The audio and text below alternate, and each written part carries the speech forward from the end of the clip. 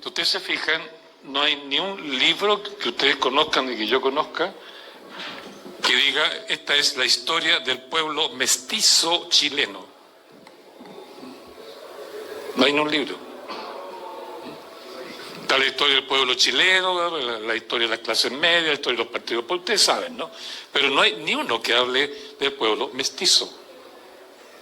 Nadie se siente mestizo, nadie se reconoce mestizo entre nosotros, ¿no? Y sin embargo, más o menos, aproximadamente el 68 o el 69% real de los chilenos desde el siglo XVII hasta el día de hoy somos mestizos.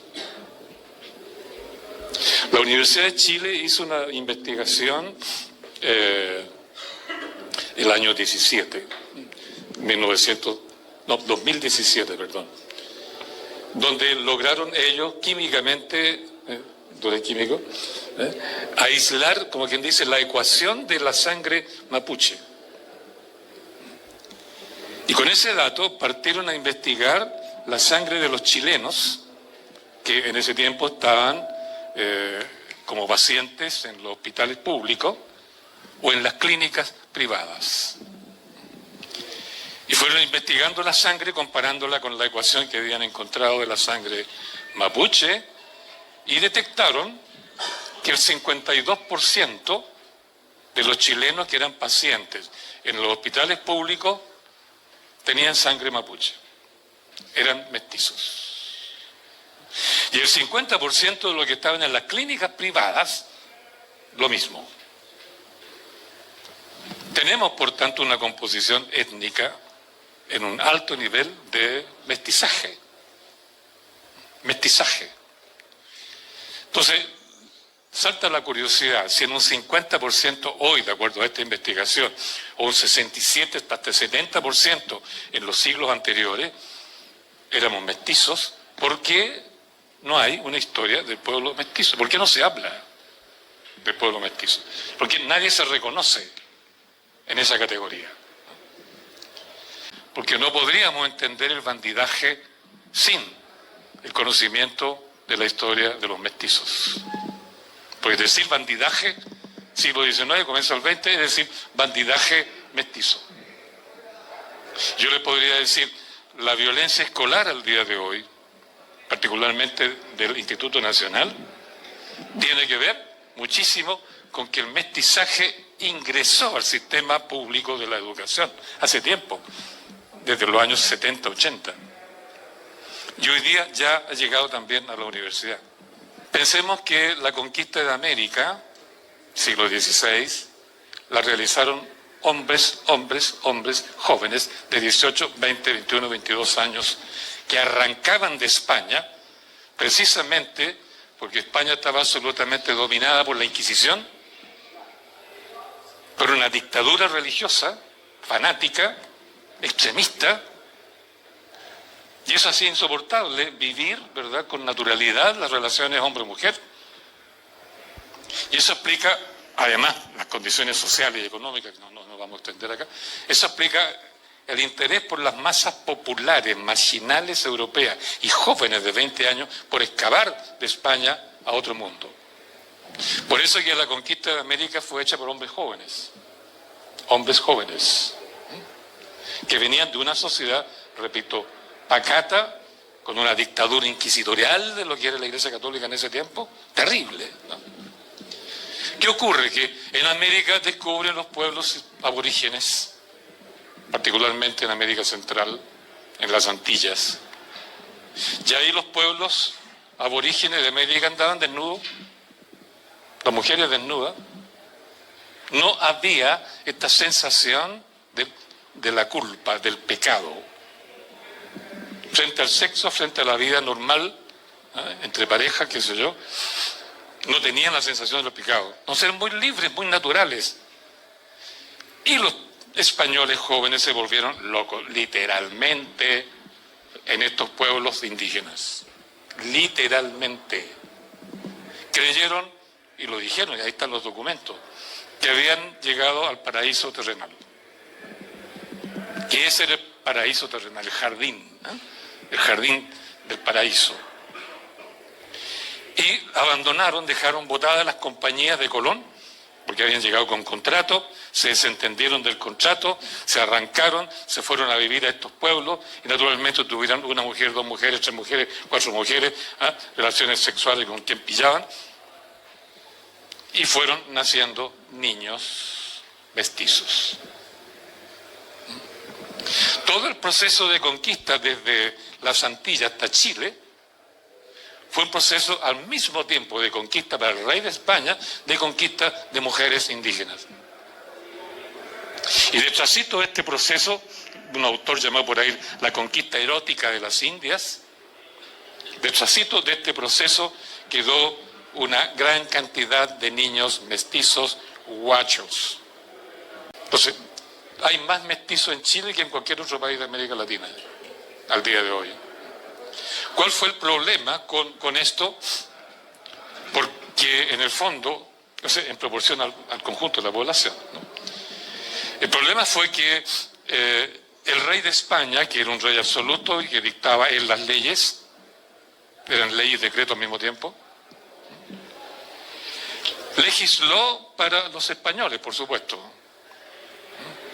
que la encomienda, que la casa de contratación de Sevilla, que los títulos de nobleza que podían comprar, todo lo que ustedes quieran, que la Real Audiencia, en fin. También legisló para los indígenas y particularmente para el pueblo mapuche, porque el pueblo mapuche resistió y ganó la batalla, la guerra de Arauco. La ganó.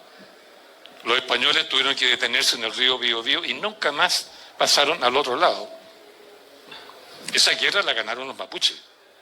Entonces el rey de España reconoció al pueblo mapuche como pueblo, de igual a igual, y legisló para él todo el derecho indiano, ¿no? Que es una de las joyas del derecho mundial, dedicado al pueblo mapuche. Pero el rey de España, frente a la masa de mestizo que llenó el continente, se retacó y no dictó ley. ¿Por qué no dictó ley para los mestizos? Porque eran hijos del pecado. Eran hijos del pecado. Y no podía él, según él, el derecho positivo es virtuoso, no podía construir un derecho virtuoso encima del vicio y del pecado. Y no dictó ley para el pueblo mestizo. Por eso el pueblo mestizo, ya en el siglo XVI, ¿no?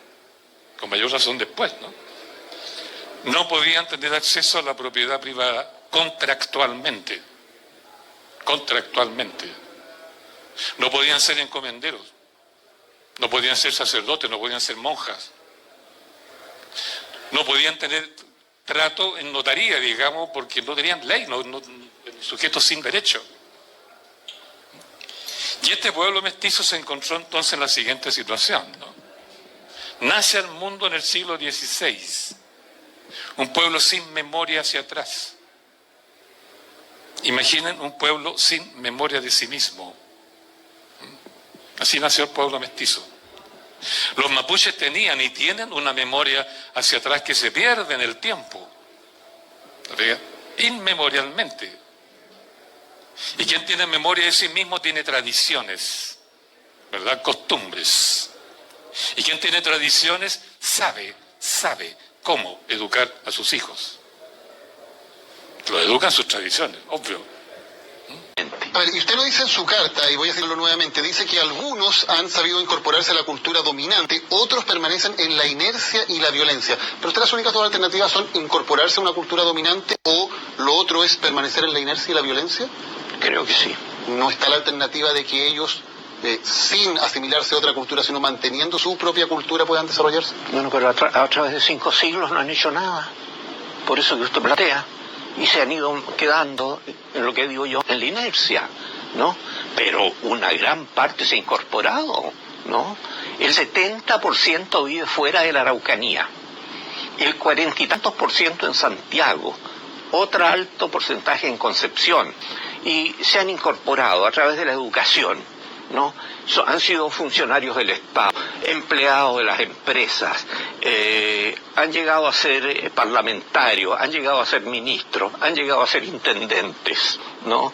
Entonces, ¿dónde está la discriminación tremenda? ¿Usted cree que no hay discriminación contra los mapuches? Algo hay, evidentemente. ¿No cree que sus propias palabras en muchos casos son discriminatorias? No, son analíticas, que es distinto, y sobre la base de una realidad comprobada documentalmente. ¿Cuál es su impresión sobre la cultura mapuche en general? Bueno, es bien sencilla, tal como la han definido los antropólogos. Es una sociedad fragmentada, tribal, de tribus, cada una separada, obedeciendo un cacique a una línea de ascendencia familiar, y que no tenían, digamos, una voluntad común. Solo cuando había que luchar se producían ciertas unidades, y no todas. Hubo araucanos que lucharon contra los araucanos. Eso en cuanto a la organización política, pero le pregunto por la cultura. Bueno, sí, hay una cultura, evidentemente, es unitaria, sí. ¿Usted la considera tan valiosa como la cultura occidental? No. Hay culturas y culturas, ¿no? No voy a comparar la cultura romana con la de los sirios en el siglo V antes de Cristo. ¿Y qué valor le da entonces a la cultura mapuche usted? Muy poco. Creo que ha significado un aporte muy, muy pobre. No hay las cosas esenciales, la dinámica creadora de nuestra cultura cristiana occidental, de la cultura dominante. ¿No tiene un valor una cultura sencillamente por el hecho de existir y por el hecho de ser representativa de un grupo humano con una historia en común? Sí, hay que considerarla, evidentemente. ¿Cómo se la debería considerar por parte de Si Chile? no es cuestión de aplastar, estoy comprobando realidades. ¿No se ha aplastado a los mapuches por parte del Estado de Chile? Pero a la vez se le ha dado todas las garantías para un desarrollo, un progreso, etcétera, etcétera. Para asimilarse a la cultura dominante, como usted lo ha Claro, dicho. como el señor Huenchumilla, que yo digo que usa reloj, internet, el avión, etcétera, la televisión, etcétera, se han incorporado, pero en gran medida están incorporados. ¿Qué le parecen...?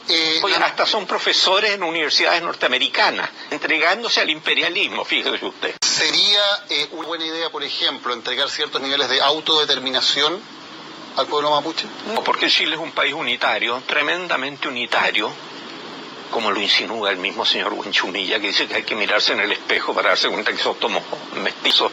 Tiene toda la razón, ¿no? Entonces, ¿por qué va a dar situaciones especiales de privilegios a ellos y no a la población a legua o a los campesinos con Barbalá? Tal vez porque el trato que ha tenido el Estado de Chile con los mapuches ha sido particularmente vejatorio, ha significado el irrespeto del tratado, ha significado, como conversábamos recién, la usurpación de tierras mediante la violencia. Tal vez esas son situaciones históricas que habría que compensar. Algo de eso que usted menciona ha ocurrido, pero al lado todas las ventajas que se han verado. ¿Usted sabe que no pagan impuestos territoriales? Las famosas contribuciones. ¿Sabe que están incorporados a las Fuerzas Armadas, a la administración pública, a los cargos? Han adoptado nuestra cultura, el castellano. Casi ninguno habla el mapudungún. El porcentaje es mínimo, ¿no? ¿Y eso para usted es un hecho positivo, negativo? No, por lo menos revela que están incorporados. Mire, me da lo mismo que hablen o no el mapudungún. Yo voy a seguir hablando castellano. ¿Pero no le parece, por ejemplo, que la pérdida de una lengua como el mapudungún es, desde un punto de vista cultural, histórico, una pérdida para el acervo de la humanidad? Oiga, la historia de la humanidad es un hilo de pérdidas de identidades, de transformaciones culturales, y eso no lo detiene nadie. ¿No ni el Estado chileno, ni leyes, ni nada, ni el señor Huenchumilla. ¿No le preocupa, por lo tanto, eso? No, ¿Que se pierda la cultura mapuche, que se pierda su lengua? No, mire, que haya un culto por Tren, Caucavilú, que se siga practicando la medicina de las machis, mágica, etcétera.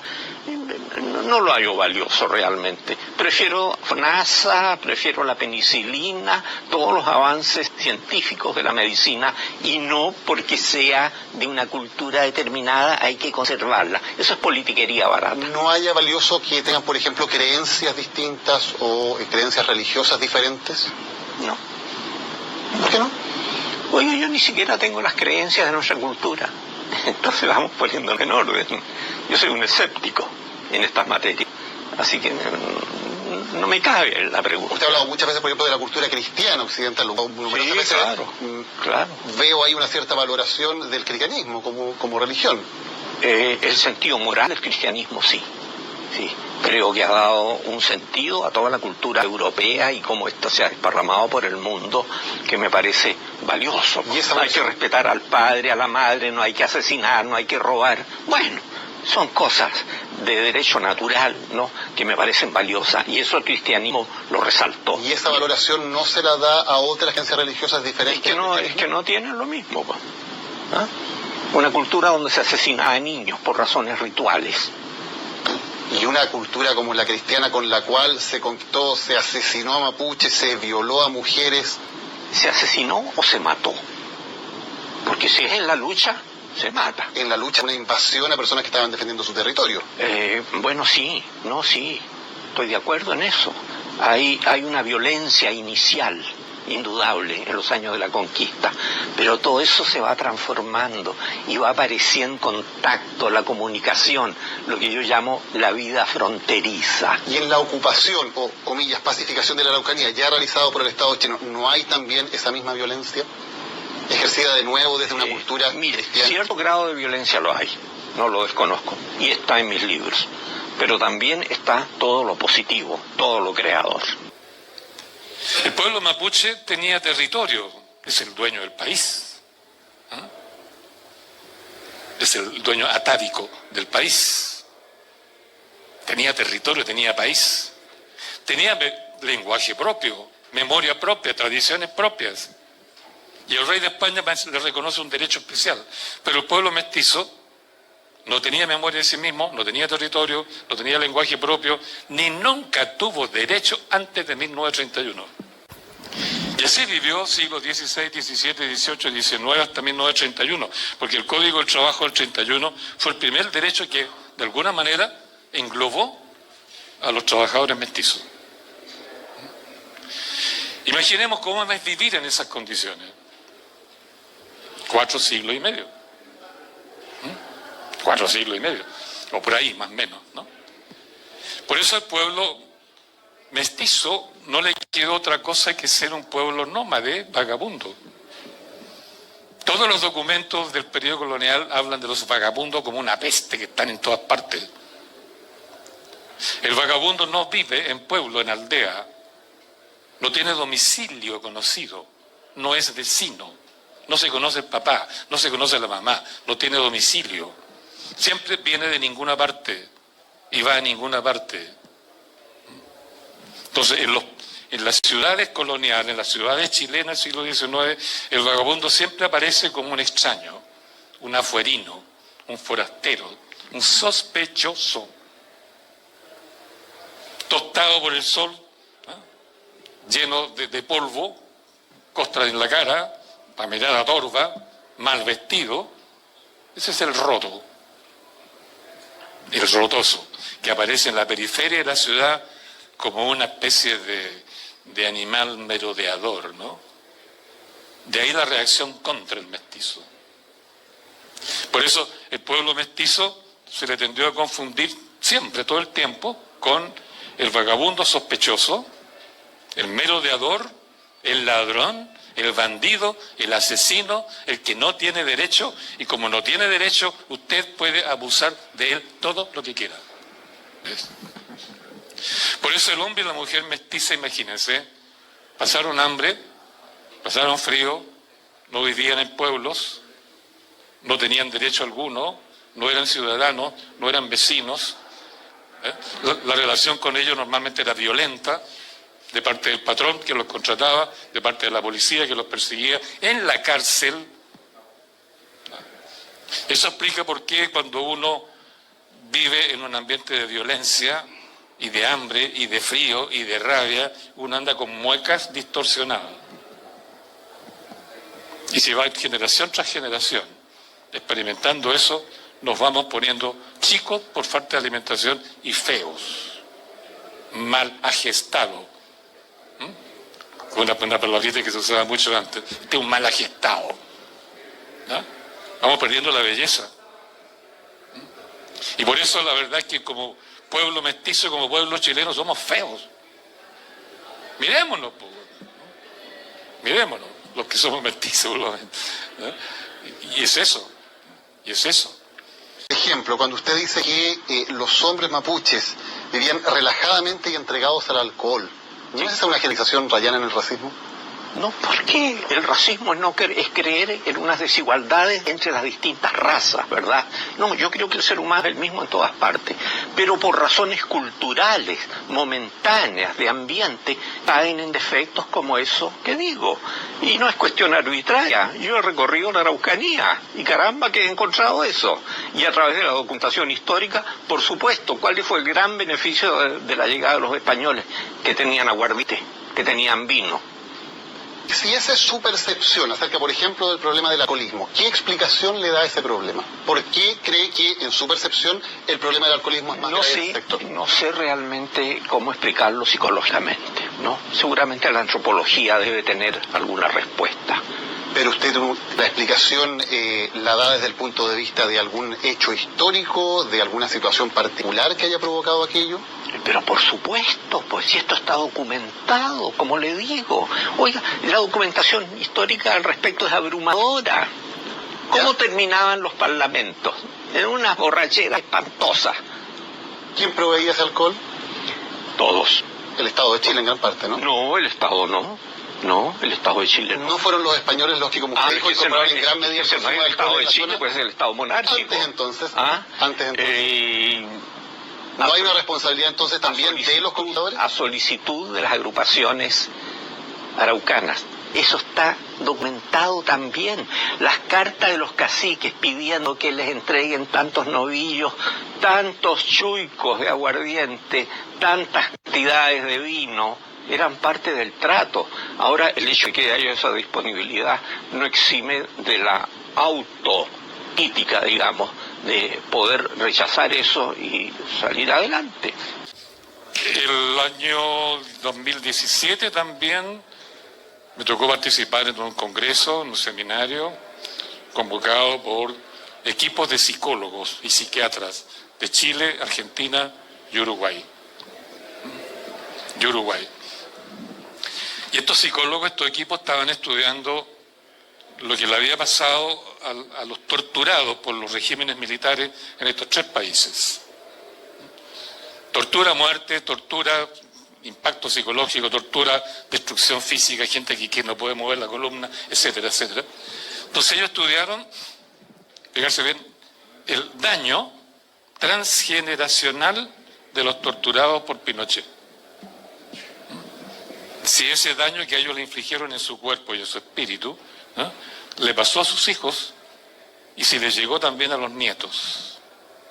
Y los 3 equipos de Uruguay, Argentina y Chile llegaron a la conclusión que este daño que sufrió la generación, digámoslo así, pinochetista, ¿no?, se transmitió hasta sus nietos, de distintas maneras, diferentes casos, con un impacto psicológico que se hereda, ¿no?, y que tiene distintas características según la persona, ¿no?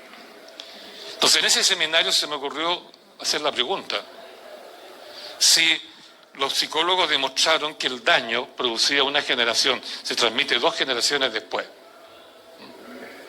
en los años 70-80, ¿no?, ¿qué pasaría si vemos que hay un daño que se prolonga siglo XVI, XVII, XVIII, XIX, hasta parte del XX? ¿Hay un daño también ahí acumulado? ¿Hay un daño que el pueblo mestizo lleva hasta hoy? ¿Hay una memoria inconsciente, ¿eh?, de rabia, de dolor, de frustración? ¿No será que el pueblo mestizo todavía conserva el daño transgeneracional y reacciona, ¿verdad?, contra aquellas tradiciones, culturas o propuestas que no se identifican con su vida? Ninguna se identifica con su vida. Aquí en Chile, ¿verdad?, todos estos restos patrimoniales que le llamamos hoy día no le significan nada a la tradición mestiza. Por eso la rayan todas.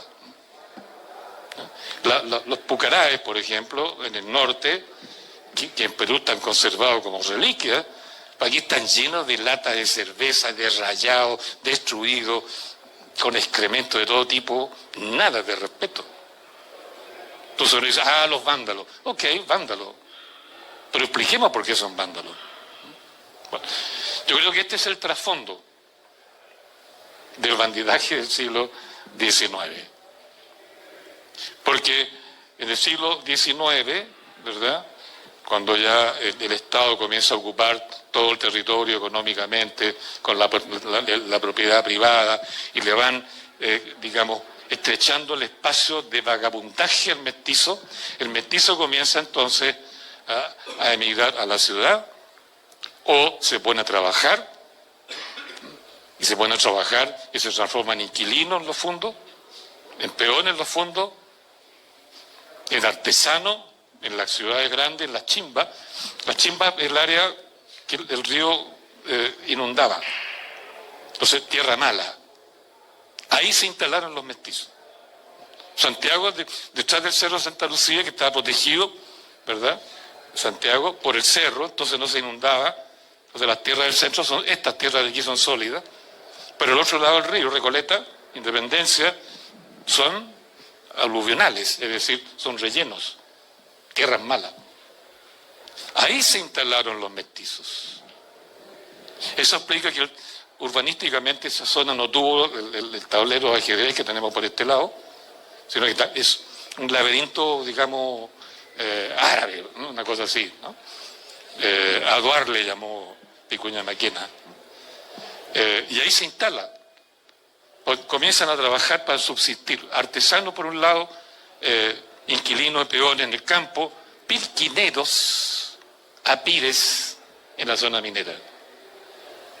Ahí está el roto chileno como peón trabajando en todas partes. Entonces, en ese contexto, la situación en el sur especialmente, el inquilino, ustedes conocen la historia del inquilino, era un mestizo que se le contrató para trabajar la tierra y le daban a cambio la cosecha que él mismo en su tenencia podía cultivar, era su salario. Entonces era una especie de pacto entre el dueño de la tierra y el trabajador, o mediero, por así decirlo. Entonces al inquilino le fue bien al principio y se quedó. Y se casó, comenzó a tener hijos con una compañera, ¿no? 7, 8, 9, 10 hijos. ¿Qué ocurrió? Que el patrón, para poder ganar más, historia larga que no voy a contar acá, le aumentó el canon de arriendo. Y le aumentó el canon de arriendo, porque no podía aumentarle el precio de venta del trigo a los peruanos, porque los peruanos controlaban el transporte marítimo. Entonces no podían ejercer un precio monopólico en Lima. En vista de eso le bajaron el costo de producción en Chile y comienzan a castigar a los inquilinos, ¿ya? Y le suben tanto el canon de arriendo de la tierra que ocupa el inquilino que llegó a un punto que no pudo pagar.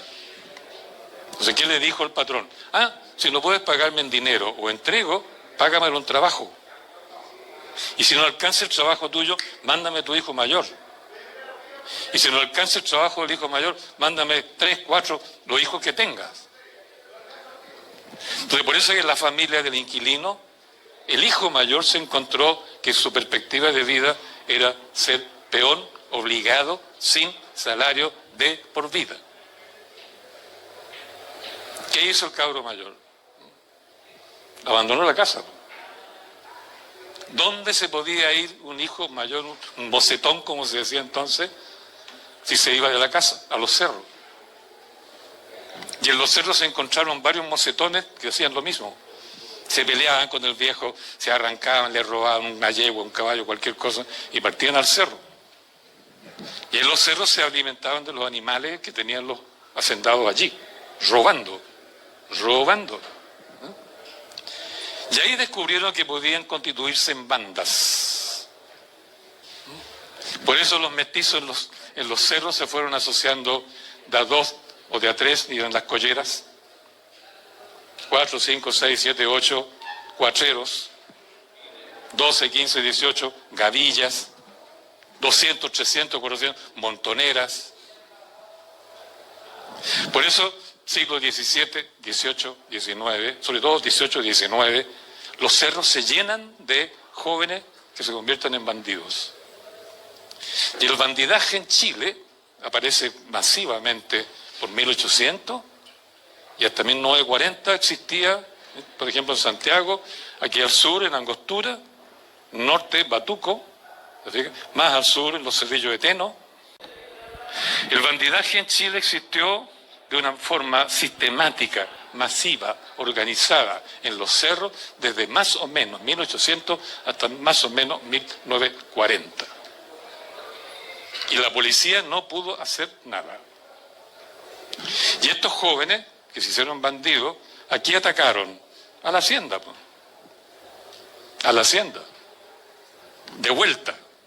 Y le robaban el ganado y le violaban a sus mujeres y se robaban todo, destruían los pianos, incendiaban las casas, qué sé yo. De ahí el miedo de la clase alta chilena, particularmente los terratenientes, al bandidaje, el miedo al saqueo. La clase alta chilena le tiene un miedo cerval al saqueo.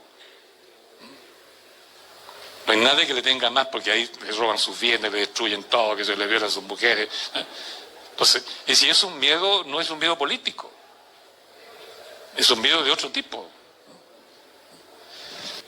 Cuando los rotos se tomaron Valparaíso en 1903, partió con una huelga de los portuarios, pero no bien los portuarios comenzaron a incendiar algunas bodegas, todos los rotos de los cerros bajaron y se apoderaron de todo Valparaíso y lo saquearon a gusto, a piacere. El gobierno no pudo hacer nada, entonces le dijo a los marineros de la escuadra inglesa, que en ese tiempo estaba siempre en el Pacífico, desembarcaron los marineros y pusieron orden. Pero los rotos se tomaron, saquearon a gusto Valparaíso en 1903. Repitieron el mismo cuento en Santiago en 1905. Se tomaron Santiago y lo saquearon, porque el ejército estaba en campaña en Curicó. Entonces no tenía vigilancia, nada más que la policía, y la policía no daba abasto porque, repito, contrataban a los mismos rotos. Y apenas había, qué sé yo, una trifulca grave, los policías se pasaban al campo enemigo, se pasaban al movimiento rebelde. ¿No? Entonces, por eso es que la experiencia de la oligarquía chilena, cuando se tomaron Valparaíso, ¿no?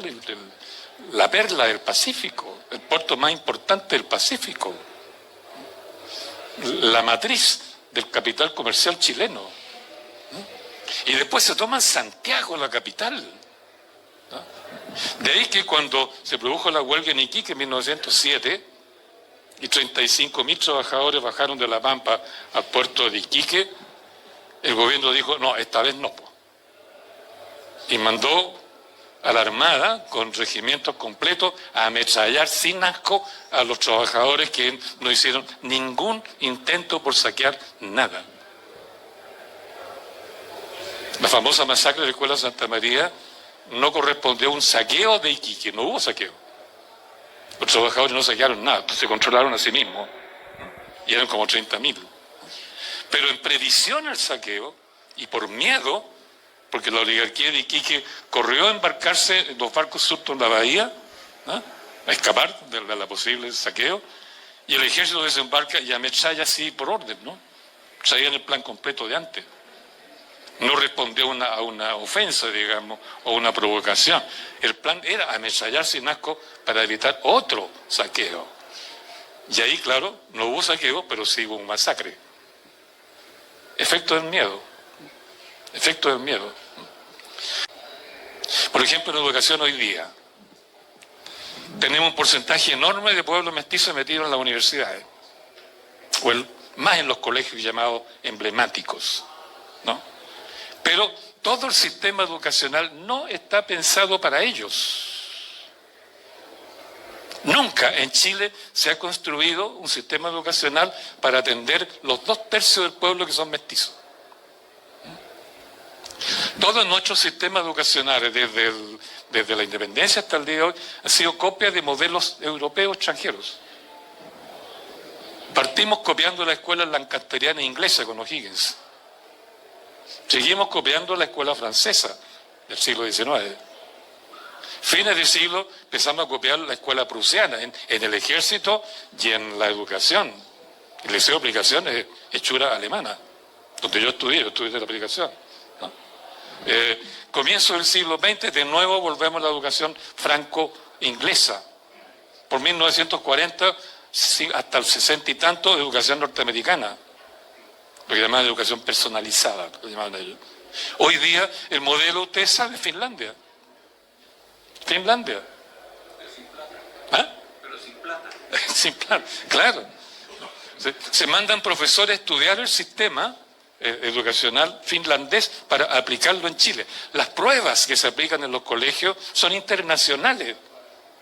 ¿Ah? Para que equiparemos a nuestros niños con los de Finlandia, con los de Suecia, con los de Alemania, con los de Inglaterra. Entonces, nunca en Chile hemos construido un sistema educacional para niños guachos, mestizos, que llevan 4 siglos y medio de maltrato, o mujeres solas que tenían estos guachos. Pensemos que en el siglo XIX la estadística nacional decía que en Chile el 40% de los niños que nacían eran guachos. Por tanto, un porcentaje similar de madres que no tenían compañeros y que pero educaban a los cabros. Hoy día las estadísticas de este tipo ni se publican, no se conocen, pero existen. Y hoy día tenemos 68% de niños fuera del matrimonio, que ya no sabemos cómo llamarlo porque está prohibido llamarlos guachos, está prohibido llamarlos niños ilegítimos, no se habla de ellos, pero tenemos casi un 70%.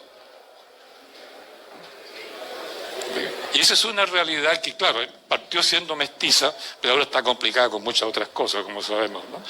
Pero no educamos, no creemos un sistema educacional para estos niños nuestros reales. Y cuando por 1920 las profesoras, porque nuestras profesoras hasta 1930 eran, digamos, el profesorado en un 85% eran mujeres. Y de estas mujeres, casi la totalidad venían de la clase popular mestiza.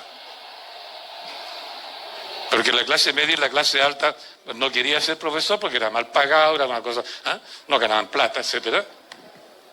Entonces, estas profesoras por 1920 se dieron cuenta, oye, nosotros somos, estoy imaginando, no lo dijeron, somos mestizas, marginales, sin derechos, sin nada, nos violan y no es delito, y los cabros los que enseñamos son de los mismos.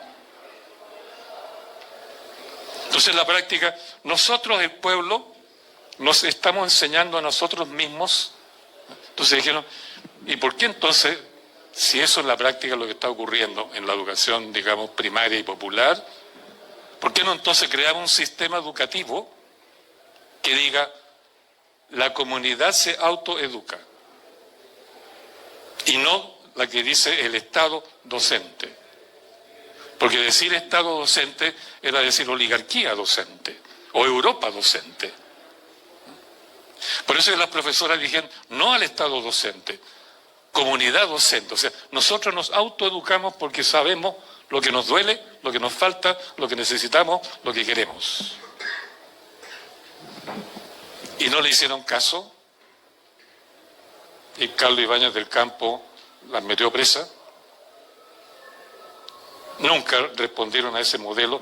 Por eso nunca en Chile, ni las profesoras, ni los profesores, ni las comunidades locales han dicho, esta es la educación que queremos. Y si lo han dicho, se la niegan. Se la niegan. Por eso hasta el día de hoy, ¿quiénes gobiernan en Chile la educación? Fíjense que prácticamente desde Allende hasta hoy, si no me equivoco, todos los ministros de educación, ninguno ha sido profesor. Hemos tenido de todo, ingenieros, economistas, arquitectos, marinos, marineros, de todo, capitanes de fragata, pero no educadores. No se ha escuchado a los profesores, no se ha escuchado a los trabajadores, no se ha escuchado a los alumnos, no se ha escuchado al pueblo mestizo, nunca, para educarlo. Y los profesores, me di cuenta, todos esos programas, todo lo que hacen en clase es tratar de aplicar a como dé lugar el programa, porque según eso los evalúan.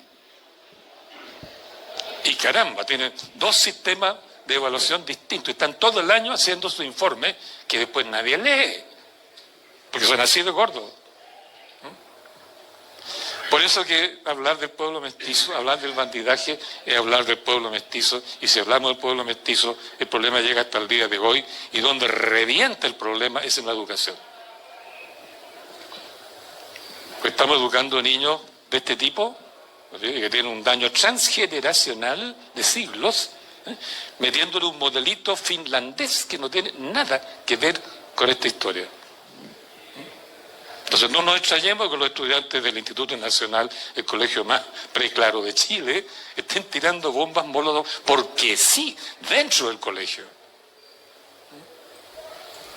Bueno, es el error nuestro de cerrar los ojos frente a una realidad que está por todas partes. Por ejemplo, la reforma agraria, por ejemplo. Si hay un territorio que está no completamente bien utilizado, también en ese caso es correcto que el Estado la expropie. Bueno, no sé cuántas reformas agrarias ha habido a lo largo de la historia. La última en Chile la conocemos muy bien, ¿no? Pero es evidente que se desea explotar bien la tierra, y eso de alguna manera justifica algunas acciones, no la violencia ni el despojo arbitrario de la tierra, pero algunas acciones. ¿Los mapuches no fueron despojados arbitrariamente mediante las violencias de sus tierras? En parte sí, y en parte no. ¿Usted sabe que ellos vendieron tierras? En toda la región del Biobío, antes de que se incorporara oficialmente, vendían tierras. El conservador de raíces de nacimiento está lleno de contratos entre araucanos y chilenos con compra-venta de tierras. Y así se hizo la incorporación. En parte se los despojaron, estoy de acuerdo. Hay violencia también, no lo niego. Pero también hay un consentimiento de ellos. ¿Y ese despojo y esa violencia es justificable? No es tan grave como usted cree, ¿no? La parte que hay, digamos, de violencia y de arbitrariedad, claro, no es justificable. Pero no toda la tierra fue tratada de esa manera. El Estado reservó tierras, pero grandes extensiones de tierra para los araucanos, y ahí se constituyeron las comunidades que han existido hasta tiempos muy recientes. Pero, señor Villalobos, quitar extensiones de tierras que les pertenecían a ellos y decir que el Estado les reservó una pequeña porción es despojarlos de la mayor parte de su tierra. No, pequeña la porción, fue muy grande. Son unas 500.000 hectáreas por lo menos. De cerca. Por eso la cosa más linda del pueblo mapuche, lo que tiene el pueblo mapuche, es su conversación con la tierra. Mapugundún es el lenguaje del mapuche con su territorio, con los volcanes, con los ríos, con la selva, con el monte, con el silencio, con los pájaros, con la hierba. Entonces, por eso es que para ellos la tierra está abierta a la vida. Y no solo de los mapuches, cualquiera que vaya y acepte, sí, pues claro, vivir así. Entonces los mestizos encontraron acogida en territorio mapuche. Se pregunta, ¿por qué el profesor Villalobos estima que los intereses de un grupo social determinado representan los intereses de toda la nación chilena, cuando usted habla de la necesidad de la nación chilena de ocupar la Araucanía? Porque fue un movimiento general de la nación chilena, no solo de los altos grupos sociales. Al contrario, los altos grupos sociales trataron de reglamentar la relación en la Araucanía, trazaron una política a favor de la incorporación, con todas esas obras que yo le indico, ¿no? Entonces es un movimiento de la clase media, del bajo pueblo, es de todo Chile que se está desplazando hacia allá. Pero finalmente las acciones que toma el Estado de Chile en esa época de la llamada pacificación o la invasión o la ocupación de la Araucanía son tomadas por un Estado que no era democrático, que no representaba ni al bajo pueblo ni a la clase media en aquella época de la que estamos hablando. Oiga, si no es solo una cuestión del Estado, es un movimiento de la sociedad, como le digo. Hay necesidad de alimentos, de explotar la tierra. Entonces ahí va el desplazamiento y ahí van malos elementos, por supuesto. Van bandidos, ociosos, campesinos desplazados, y eso provoca un problema en la Araucanía. El general Cornelio Saavedra en una carta dice estar espantado con tanto bribón fronterizo, y él trata de arreglar esto y de que se vayan regulando las cosas. Entonces, desde el Estado en Santiago a estos mestizos que se arrancharon en tierra mapuche, le pusieron un nombre, los ocupantes. Entonces, cuando ocuparon violentamente con el ejército la Araucanía, final de la segunda mitad del siglo XIX, también expulsaron a todos los ocupantes y la mayor parte del pueblo mapuche. Ustedes saben que ahí expulsaron al pueblo mapuche al otro lado de la cordillera y en la parte sur de Chile. Fue tan grande el alegato que tuvieron que traer de vuelta a un cierto número de mapuches en reducciones especiales que existen hasta el día de hoy. Pero lo interesante es que el pueblo mestizo se integró, se mezcló con el pueblo mapuche y adoptó su forma de lucha. Lo que ellos llamaban se me olvidó la palabra ahora, ya me voy a acordar. Que atacaban de repente al enemigo, o sea, atravesaban hacia el norte del Biobío, atacaban las haciendas, le robaban el ganado y las mujeres y se las llevaban de vuelta para el otro lado. Guerra de la Maloca.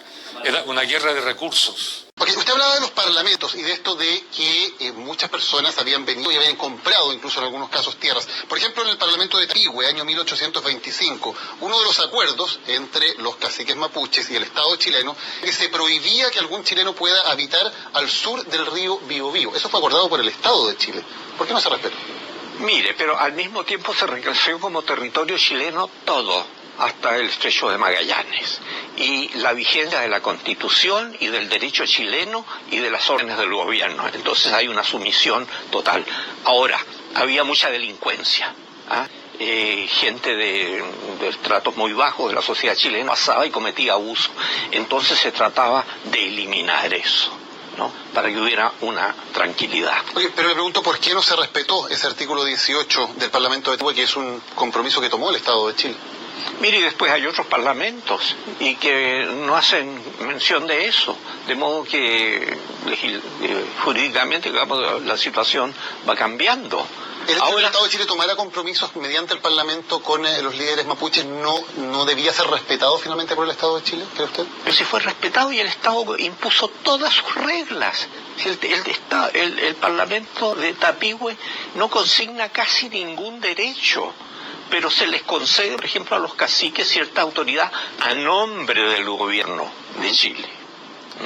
Pero le estoy citando un artículo específico, el 18, que no se cumplió, que es un artículo textual, prohíbe que algún chileno pueda habitar al sur del río Biobío por constituir un peligro público para la tranquilidad y un evidente peligro para la paz. Pero evidente que el Estado trataba de que hubiese tranquilidad en la Araucanía. Piensa que se está saliendo de los años de la independencia y de toda esa turbulencia y del bandidaje de esa época. Entonces el gobierno chileno desde Santiago está tratando de que haya tranquilidad en la Araucanía.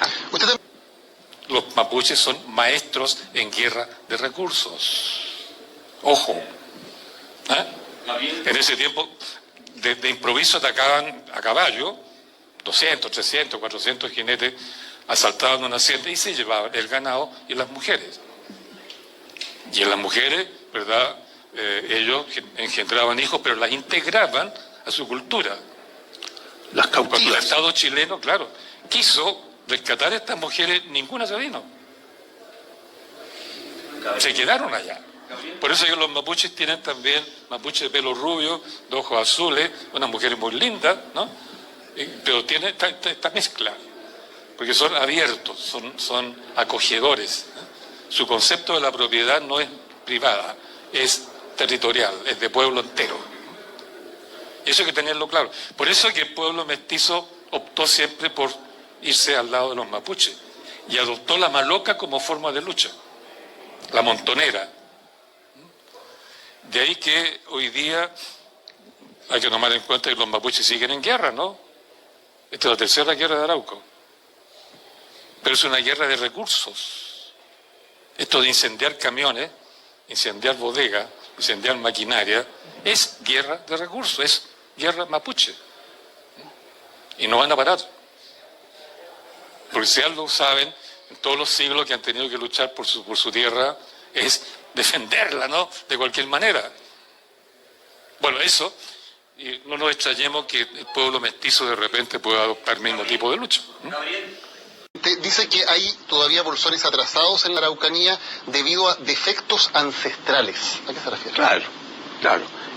Por ejemplo, la cultura, como yo le decía, no era una cultura agrícola ni ganadera, era de recolección de especies, era una cultura guerrera. Entonces, el trabajo de la tierra estaba fuera del horizonte de ellos. Era costumbre ancestral, además, que el hombre no trabajase, porque tenía que prepararse para la guerra, para la cacería, y eso era lo que hacía. Y las funciones productivas las derivaba en unas pocas mujeres en torno de la ruca. Pero entonces hay un enorme espacio, como digo, no utilizado. ¿Y a su juicio son esos los factores que explican que todavía hoy haya pobreza en la Araucanía, esto que usted llama defectos ancestrales? Mire, yo creo que las costumbres, las ideas no desaparecen repentinamente porque haya una transformación histórica. La gente sigue pensando así. Entonces, esas viejas costumbres se prolongan. Va de víctimas ahí de los vencidos al final con los mapuches, porque la historia la escriben, la hacen, No. los vencedores. No es ahí de los vencidos, porque los hemos adoptado, los hemos incluido, los hemos facilitado un desarrollo, una cultura, una forma de integración. ¿Son culturalmente tan distintos los mapuches a los chilenos? Usted le dice araucano, además, no le quiere decir mapuche. Araucano. ¿No? ¿Y por qué no le dice mapuche? Porque mapuche surgió con el 5º aniversario del descubrimiento de América y como una forma de reivindicación liderada por los intelectuales latinoamericanos y europeos tratando de reivindicar a estos pueblos. Y dentro de eso comenzó a hablarse de mapuches, que es erróneo, ¿no? Porque mapuche no significa exactamente gente de la tierra. Ellos se denominaban reche, ¿no? Hasta en eso hay un disparate. ¿Eso usted le diría reche entonces? Araucanos. Reche, ¿no? Los dominadores imponen los nombres.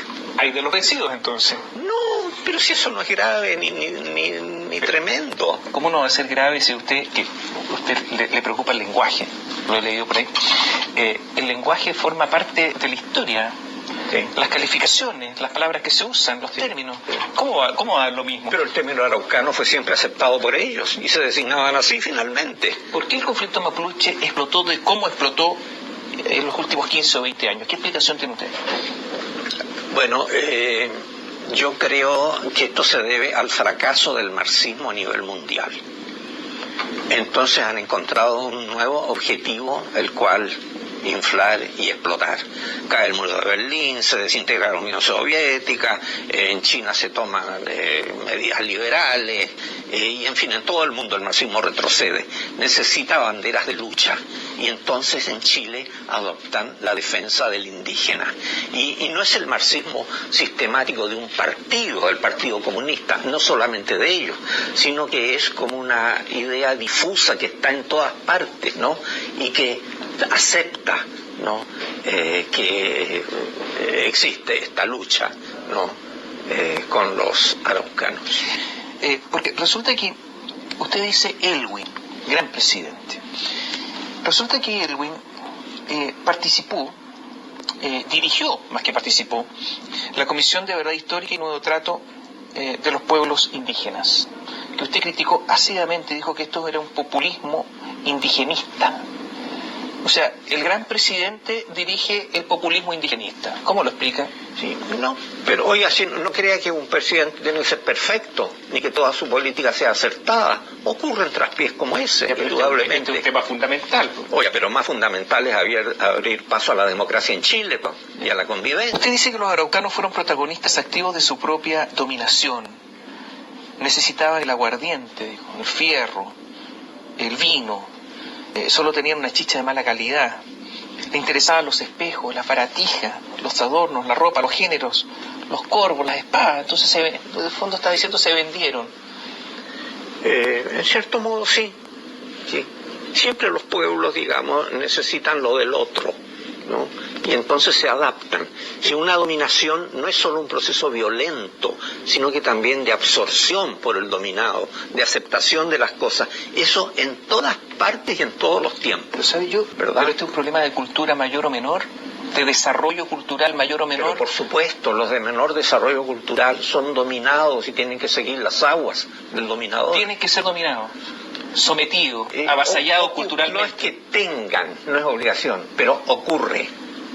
Y si ellos dicen, no quiero que ocurra con nosotros, nos oponemos, ¿no están en su derecho? A ver, usted, lo que entendiendo bien, porque tienen una cultura menos evolucionada, Sí. son susceptibles de ser dominados, no tienen derecho a la autonomía por su nivel cultural. Es que todos quieren ser mejores, ¿no? Entonces por eso el hierro, por eso el aguardiente y todo lo demás, por eso los géneros europeos, las cosas vistosas, los sombreros y todo lo que les atraía, el arado también, el ganado vacuno, el ganado caballares, los ovejunos, todo eso lo necesitaban. Cuando vieron que esto existía, terminaron aceptando ¿Y usted la dominación. no cree en el derecho, más allá de la cultura que alguien tenga, a tener autonomía y a vivir como cada uno quiere vivir? En el derecho. En el derecho, como abstracción, dice usted, es demasiado ambiguo. ¿Sí, ambiguo? Las cosas se dan en situaciones históricas, no solo abstracción del derecho. Pero siendo así, siendo esto una dominación cultural o militar y militar también, tienen derecho a defenderse. Pero si no es una dominación violenta. Cuando el Estado chileno y los chilenos les entregamos escuelas, les entregamos hospitales, caminos, ferrocarril, transformación agrícola, industria. ¿Cornelio Saavedra no fue violento? No, pues, profundo error. ¿Y Trizano? ¿Quién? Trizano. Pero si Trizano ponía el orden entre los chilenos, no entre los indios. Pero hubo muchos indios muertos. Eventualmente, pero la acción de Trizano va dirigida contra estos tipos fronterizos desalmados, que eran chilenos que se habían metido en la Araucanía. Trata de poner orden en eso. ¿Usted no le gustó el Museo de la Memoria? Dijo que es una memoria parcial, intencionada y politiquera. Sí. ¿Por qué? Porque es unitemático sobre un evento, como fue la persecución, digamos, durante el gobierno de Pinochet, etcétera, y un museo en autenticidad, en rigor de museo, tiene un objetivo predeterminado de esa manera. Tiene que ser amplio. Los museos deben explicarnos la historia en todas sus ramificaciones, en todos sus antecedentes. Entonces, al lado de este museo de la memoria debería haber otro museo de la memoria de la Unidad Popular, de lo que hizo, de lo que pasó y por qué se llegó a esto otro. Sería la explicación global de nuestra historia.